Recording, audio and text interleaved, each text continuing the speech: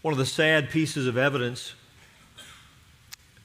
of the weakness of much of the contemporary church, and when I say church, I mean the professing church, the church of our time, the church of our generation. One of the sad pieces of evidence of the weakness of it all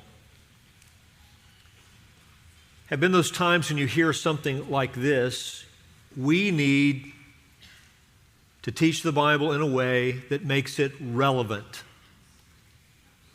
to the people of our time.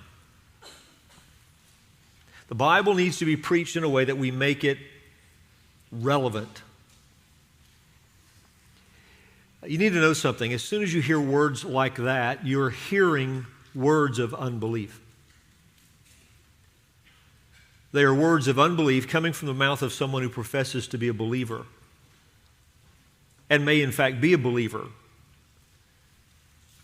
But those words would reflect weakness in that believer, what is really a sinful perspective in that believer.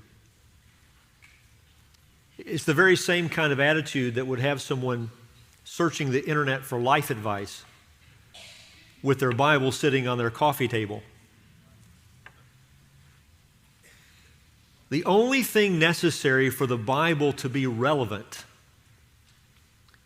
is for it to be true. If the Bible is what it claims to be, if the Bible is what our Savior said that it is, then it's the most relevant voice you will ever hear. If the Bible is true, then we have in our hands this morning the very words of God, the very words of our Creator and Sustainer. If the Bible is true, then you have God's testimony about how we all started, our origins, our end, and everything that matters in between.